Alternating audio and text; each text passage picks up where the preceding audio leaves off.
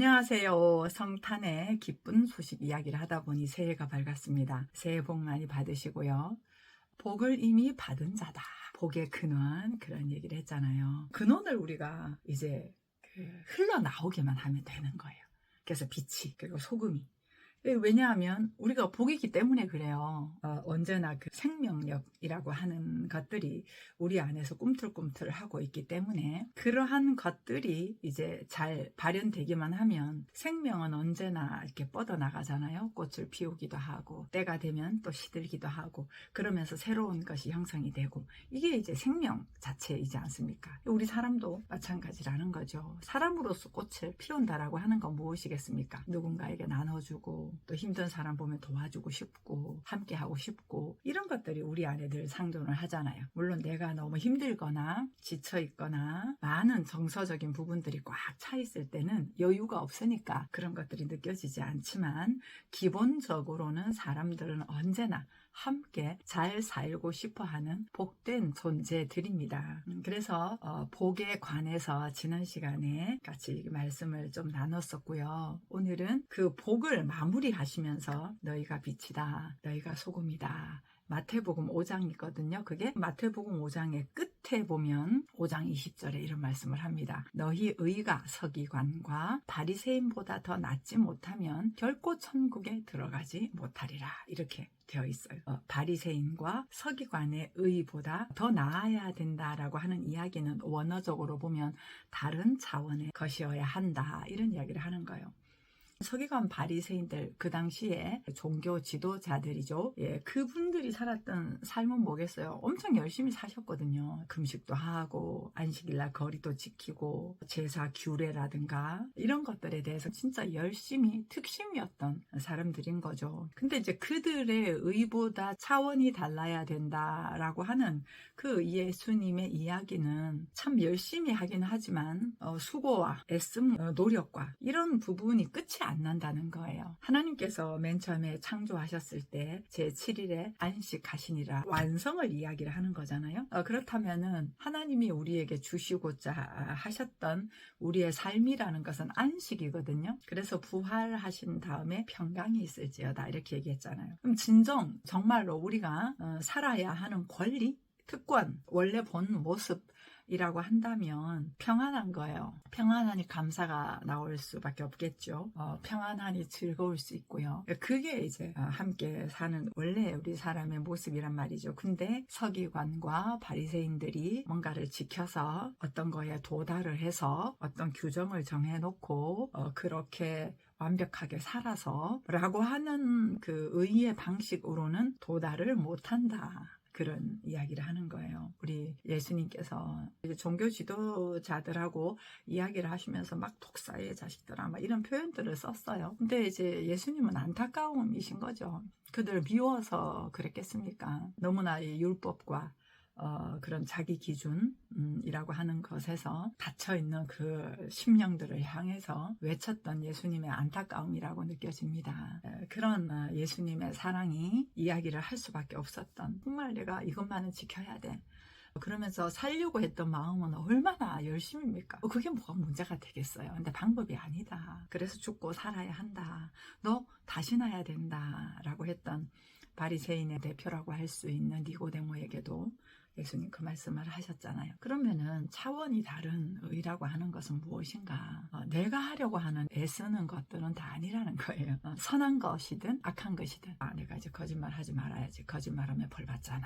나쁜 짓이야. 그러면서 이제 뭐 하루 이틀, 일주일, 한 달, 뭐 오래 가면 1년 뭐 이런 정도는 되겠죠. 거짓말하지 않고 이렇게 좀 착하게 살려고 하는 그 마음이야.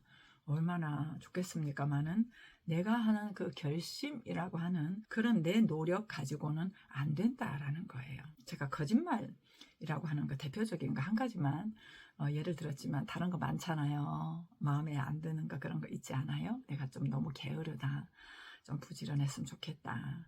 그래서 막 결심을 하고 작정을 하고 이렇게 해나가는 것들이 있잖아요. 특히 새해가 되면 그런 것도 있을 수 있다고 봅니다. 그런데 완전히 다른 의, 정말 변화를 가져올 수 있는 거, 정말 복으로 살 수 있는 거, 복이 넘칠 수 있는 거, 그 부분을 예수님은 얘기를 하신단 말이에요. 그렇다면 차원이 다른 의다 라고 했을 때는 1차적으로 제가 조금 전까지 말씀드렸던 내가 하려고 하지 않는다는 거예요. 그러니까 내가 원함이 있잖아요. 거짓말을 좀 고치고 싶고 술 마시는 거 좀 끊고 싶고 좀 게으른 거 조금 더 부지런하게 살고 싶고 하는 이제 그런 마음들은 내 필요로 느껴진 거예요. 정말 그렇게 이제 살고 싶으니까 내게서 필요가 느껴진 거죠. 그러면은 그 필요를 사는 방법에 있어서 내가 게으르면 안 되는데 게으르지 않기 위하여 하는 이런 방법론적인 것들, 관심 갖는 것까지는 좋다고 봅니다. 그런데 그걸 가지고 뭔가를 고치려고 하는 거, 그 부분은 한계가 있다라고 하는 거죠.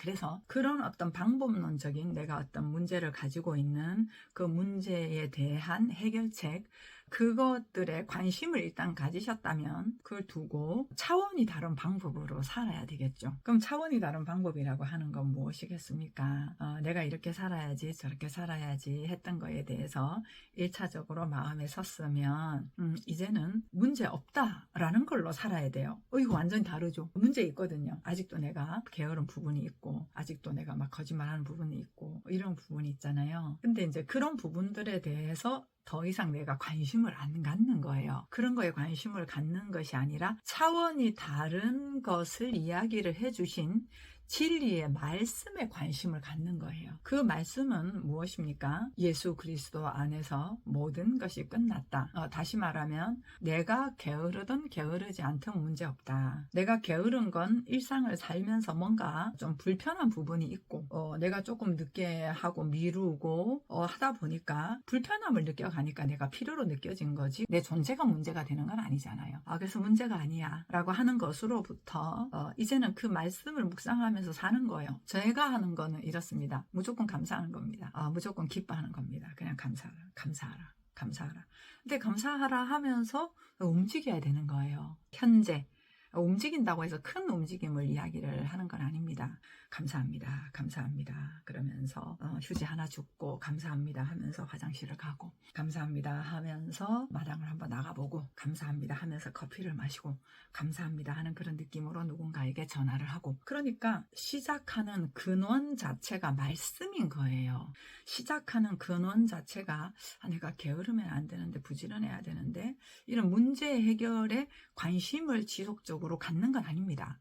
그런 관심을 일단 가졌다면 내가 좀 게으른 부분이 있네. 그렇다면 이 부분을 내가 좀 더 부지런하게 움직여야 되겠다. 여기로 끝입니다. 그리고 그걸 더 이상 묵상하지 않는 것입니다. 그걸 묵상하는 것이 아니라 기뻐하라. 감사하라. 다 이루었다. 어여쁜 자다. 온전한 자다. 문제없다. 이 정체성을 새롭게 뿌리를 내려야 되는 새로운 피조물이 이전 것은 지나갔으니 보라 새롭게 되었도다. 그러니까 이게 아주 낯선 방법이거든요. 우리는 뭐가 이렇게 문제가 있으면 그 문제에 계속 관심을 갖잖아요. 그러면서 그 문제를 자꾸 이렇게 관심을 갖는 에너지를 갖고 있단 말이에요. 근데 에너지 자체가 다른 거예요. 완전히 다른 길입니다. 길 자체가 다른 것입니다. 그래서 이제 그렇게 하는데 어떻게 보면은 문제 해결하고는 완전히 다른 길을 가는 것 같고 다른 방향으로 사는 것 같아요. 그런데 어느 날 보니까 이렇게 내가 게으른 게 아니라 잘하고 싶어서 내가 좀 미뤘구나 하는 것도 이제 알게 돼요. 그리고 게으른 게 아니라 굉장히 부담스러워서 힘들어 했었구나. 그리고 굉장히 몸이 좀 피곤했었구나. 이런 것들이 알게 돼요. 그러면서 스스로가 인정이 되는 거죠. 그렇게 인정이 되면 어떻게 되겠어요? 부지런하다, 게으르다 이런 걸로 나를 규정하는 것이 아니라 내가 지금 필요한 부분을 움직일 수 있는 가벼움이 형성이 됩니다. 자꾸 내가 게으른데 게을러서 되겠나 이런 마음을 가지고 부지런하려고 애쓰는 거긴 한데 무거워요. 일단 뭔가 고치려고 하는 건 무겁습니다. 근데 내가 삶의 필요로 느끼는구나. 좀 일찍 일어나고 좀 빨리빨리 움직이고 내가 하고자 하는 거 미루지 않고 했으면 좋겠다 하는 거는 필요가 드러난 거예요. 문제가 아니에요. 내가 삶을 살다 보니까 이게 좀 필요하다라고 불편함으로 느껴진 거거든요. 네, 그렇다라고 하면 그걸 움직여 살면 되는데 그걸 문제로 보니까 무겁단 말이에요. 느껴지긴 했는데 불편함이 느껴지긴 했는데 뭔가 개선을 하려고 하니 힘들어서 안 돼요. 어떨 때는 막 금식기도 하면서 움직여가지고 조금 되는 것 같지만 또다시 도루묵이 됩니다. 근본적인 해결이 안 된다는 것이죠. 그래서 차원이 다른 의다라고 하는 이야기는 옳다, 그러다, 문제다, 문제가 아니다, 잘했다, 못했다 라고 하는 것이 아니라 내가 못했다라고 느껴지는 것은 내가 지금 현재 좀 필요하다고 느껴지는 거구나. 개선을 좀 하고 싶은 거구나. 오케이. 그렇다면은 개선 방법은 내가 이걸 계속 해서 생각하는 건 아니지. 이걸 개선을 해야 되겠다라는 것이 내 느낌에서 느껴졌으니 그걸 두고 하나님의 방법으로 살자.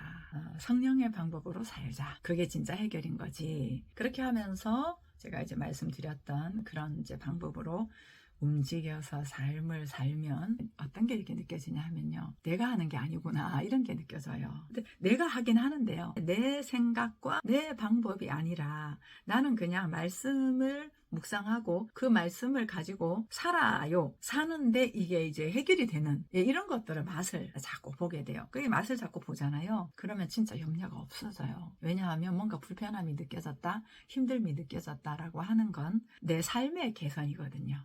내가 호불호로 가지고 있거나 선입견을 가지고 있거나 내가 좀 못한다라고 느끼고 있었던 거나 이런 막히거나 부딪히거나 하는 것들은 내가 개선해야 될 나의 회복을 위해서 주시는 것들이거든요. 나쁜 게 아니에요. 그러니까 그러한 것들이 느껴졌을 때 회복의 방법을 하나님의 방식으로 그 말씀을 신뢰하고 그 말씀에 관심 가지고 사는 거. 이렇게 이제 살다 보면 문제가 안 되죠. 부딪혔다, 불편하다, 오케이, 말씀으로 살자. 또 부딪혔다, 불편하다, 오케이, 또 말씀으로 살자. 그렇게 하면 내가 어떤 삶의 스타일로 살아왔는지도 알게 돼요. 내가 이런 부분 그래서 힘들었구나. 이렇게 이야기를 할 때는 내가 나를 무시한다고 느끼고 있었구나. 내 스스로가 굉장히 좀 압박감을 느끼고 강요하는 것처럼 느끼는구나. 이런 것들 있잖아요. 내가 지금까지 살아왔던 삶의 스타일도 알게 돼요. 당연하지 않겠어요? 계속해서 말씀의 빛. 나는 말씀의 빛만 비췄을 뿐인데 내가 어떻게 살았는지를 다 알게 된단 말이에요. 근데 우리는 지금 거꾸로 해요. 내가 왜 그러지? 왜 이렇게 살고 있지? 왜 이렇게 느끼지? 저 사람은 왜 그렇지? 이걸 먼저 하려고 한단 말이에요. 근데 그거는 알아도 부분적이에요. 내가 그걸 알아도 부분적이라고요. 전체를 아는 건 아니에요. 전체를 아는 건 말씀입니다. 그래서 그 말씀을 가지고 머릿속으로 알고만 있어서 안 되고 삶으로 그렇게 사는 거예요. 그래서 제가 늘 하는 게 항상 기뻐하라, 쉬지 말고 기도하라, 범사에 감사하라. 사람은 온전하지. 그렇지. 스스로 있는 자잖아. 하나님의 속성이니까 내가 느끼는 거지. 그러면서 대상, 상황 그런 것들을 보지 않는 연습을 자꾸 합니다. 거기에 내가 힘을 실지 않는 연습을 자꾸 해요. 내 상태가 안 좋을 때, 내 기분이 안 좋을 때 그거조차도 삶이다. 기분 안 좋을 수도 있는 거지. 살다 보면 또 몸이 아플 수도 있는 거고 그 삶이야 다. 일어나는 것들은 일어나야 하기 때문에 일어나는 거야. 왜냐하면 일어났기 때문에. 그걸 가지고 내가 시시비비하는 건 시간 낭비다. 그래서 오직 이 말씀과 그리고 침묵하는 시간을 가지면서 맡기는 시간을 가지면서 그렇게 움직여가면 여기 보면 서기관과 바리새인보다 더 나은, 그러니까 우리가 노력하고 애쓰는 것이 아닌 그 말씀으로 인한 삶의 회복, 그러한 것들이 주어지기 때문에 천국이죠. 그 천국은 무엇이겠어요? 의와 평강과 희락이 넘치는 천국 자체가 되는 거죠. 그래서 천국이라고 하는 건 문제가 없어져야 되는 게 아닙니다. 문제가 있지만 문제가 삶인 줄 알고 삶으로 살고 그 삶으로 살았을 때 또 그렇게 살다 보면 어느 날 문득 너무 좋다 이런 느낌, 어느 날 또 진한 감동 같은 거, 이런 것들이 이제 부수적으로 주어진단 말이에요. 근데 이제 우리는 감동을 느끼려고 그 희락과 기쁨을 느끼려고 그걸 만들어내려고. 근데 그게 아니라요. 불편하든 불편하지 않든 힘들든 힘들지 않든 그 모든 것들에서 말씀을 가지고 한 점 한 점 삶을 살다 보면 기쁨과 감사가 부산물로 느껴지는 거라 그것도 너무 당연한 거고요. 그래서 그걸 추구하지 않습니다. 그래서 오늘 주어진 모든 것에서 삶인 줄 알고 감사함으로 사는 거. 근데 그렇게 감사함으로 살려고 하면 서기관 바리새인의 의로는 안 돼요. 힘이 없어요. 노력하고 애쓰는 건 힘이 없습니다. 그래서 내 힘으로 안 된다는 말이 바로 그런 거거든요. 그래서 이제 말씀을 자꾸만 우리가 묵상하고 그 말씀으로 삶을 살다 보면 원래가 우리가 말씀이거든요. 우리가 원래가 말씀이기 때문에 우리의 본질적인 속성의 말씀이 드러난단 말이에요. 여기서 드러난단 말이에요. 여기서 드러나는 거죠. 이렇게 드러나면 그게 힘이 돼요. 그게 힘이 됩니다. 그리고 삶으로 확인하니 더 신뢰가 되는 거고요. 그러면 그게 이제 믿음 자체가 되는 거지요. 그래서 차원이 다른 의라고 하는 부분, 그 부분에 대해서 오늘 말씀을 좀 나눠봤습니다. 천국은 우리 자체입니다. 그래서 우리 자체가 천국일 때 주변에 당연히 흘러가겠죠. 그 샘물을 이제 더 파보자고요. 더 파자고요. 그러려면 관심을 어디에 돌리느냐, 관심을 어디로 향하고 있느냐, 방향성을 어디로 향하느냐, 말씀이다. 그리고 말씀이고, 그 말씀을 내가 사는 쪽으로, 저 사람이 이렇게 살아야 되는 데가 아니라 내가 사는 쪽으로. 그래서 이제 관심을 계속해서 이렇게 돌리다 보면 복의 근원지가 우리여서 여기서부터 이렇게 샘물이 콸콸콸콸 솟아나게, 그렇게 한번 살아봅시다. 여러분 화이팅입니다. 감사합니다.